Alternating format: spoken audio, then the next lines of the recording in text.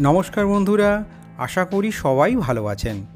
বন্ধুরা, ট্রেন যখন সোজা ট্র্যাকে চলে তখন লোকো পাইলটদের কোনো অসুবিধা হয় না, কিন্তু ট্র্যাকে যখন বাঁক আসে একজন লোকো পাইলট কীভাবে ট্রেনকে বাঁকে ঘোরান। অথবা বলতে পারেন যে ট্রেন যখন সোজা ট্র্যাকে চলে ট্রেনের চাকা সমানভাবে এগিয়ে চলে, কিন্তু যখন বাঁক আসে তখন ওই চাকাগুলো কিভাবে ঘোরে, স্লিপ খেয়ে কেন পড়ে যায় না। আজকের ভিডিও বন্ধুরা এই বিষয়ে। যদি এই ভিডিও আপনাদের ভালো লাগে তাহলে ভিডিওটিকে একটা লাইক করবেন, আর এরকম ভিডিও দেখতে চাইলে চ্যানেলটিকে প্লিজ সাবস্ক্রাইব করবেন। তাহলে চলুন আজকের ভিডিও শুরু করা যাক। বন্ধুরা, রাস্তার ক্ষেত্রে একজন ড্রাইভার স্টিয়ারিং দ্বারা নিশ্চিত করে গাড়ি কোন দিকে যাবে, কোথায় যাবে। বাস বা অন্যান্য গাড়ির ক্ষেত্রে দুই চাকা একটা শক্ত শ্যাফটের মাধ্যমে যুক্ত থাকে। দুই জোড়া চাকার শ্যাফটের মধ্যে স্টিয়ারিং হুইল লাগানো থাকে। আপনারা জানেন কোনো বাঁক ঘুরতে হলে বাইরের চাকার চেয়ে ভিতরের চাকা কম ঘুরতে হবে। স্টিয়ারিংয়ের মাধ্যমে ড্রাইভার কাজ করে থাকেন। কিন্তু রেলে দুই জোড়া চাকার মধ্যে কোনো স্টিয়ারিং নেই, তাহলে কিভাবে ওই চাকা ঘোরে। বন্ধুরা, ট্র্যাকের বাঁকে ট্রেন ঘোরানোর জন্য চালকের কিছু করার নেই। বাঁকে ঘোরার জন্য চাকার নির্দিষ্ট নকশা বা ডিজাইন করা হয়েছে। লোকো পাইলট শুধু লক্ষ্য রাখবেন ট্রেন যেন অতিরিক্ত গতিতে না চলে। বন্ধুরা, সোজা ট্র্যাকের উপর ট্রেনের চাকাগুলোকে এমনভাবে স্থাপন করা হয় যে রেলকে স্পর্শ করা চাকার অংশের উভয় পাশে সমান ব্যাস থাকে। তবে বাঁক নেওয়ার সময় চাকাগুলি বক্ররেখার বাইরের দিকে সরে যাবে। এর ফলে বাইরের চাকা কার্যকরভাবে ভিতরের চাকার চেয়ে বড় ব্যাস হবে, যার ফলে ট্রেন মসৃণভাবে ঘুরবে।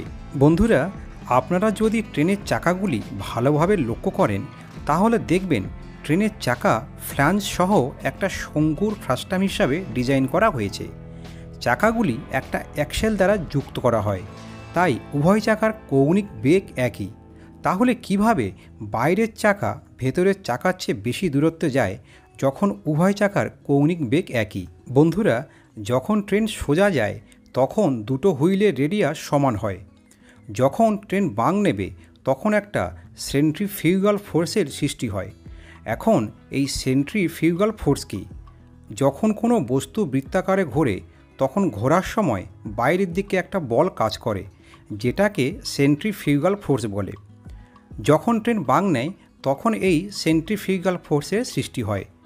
যখন বাইরের দিকে সেন্ট্রিফিউগাল বলের সৃষ্টি হবে তখন হুইলের চাকা বাইরের দিকে সরে যায়। অটোমেটিকভাবে বাইরের দিকে যখন সরে যায় তখন হুইলের রেডিয়াস যেটা সেন্টারে ছিল সেটা সরে গিয়ে কিনারার দিকে চলে যাবে, অর্থাৎ হুইলের রেডিয়াস বেশি হবে। ট্রেন যদি ডান দিকে বাঁক নেয় তাহলে বাম দিকে চাকার রেডিয়াস বেড়ে যাবে আর ডান দিকে চাকার রেডিয়াস কমে যাবে। সেন্ট্রিফিউগাল ফোর্স বাম দিকে বল প্রয়োগ করবে। আর ট্রেন যদি বাম দিকে বাঁকে তখন ডান দিকে চাকার রেডিয়াস বাড়বে এবং বাম দিকে চাকার রেডিয়াস কম হবে। সেন্ট্রিফিউগাল ফোর্স ডান দিকে বল প্রয়োগ করবে। যখন চাকা বাইরের দিকে সরে যায় তখন রেডিয়াস বেড়ে যাবে এবং বেশি দূরত্ব অতিক্রম করবে। বন্ধুরা, ট্রেন যত দ্রুত বাঁকে যাবে কেন্দ্রাতিক বলের কারণে ট্র্যাকের তুলনায় তত বেশি বাইরের দিকে সরে যাবে। অবশেষে বাইরের চাকার ভিতরের প্রান্তের ফ্লাঞ্জটি রেলের প্রান্তের সাথে মিট করবে, ফলে চাকাগুলো ট্র্যাক থেকে ছিটকে আসতে বাধা দেবে। চাকাগুলো ট্র্যাক থেকে স্লিপ খেয়ে পড়ে যাবে না। 2015 সালে ফিলাডেলফিয়ায় ট্রেন একবার বাঁকে লাইনচ্যুত হয়।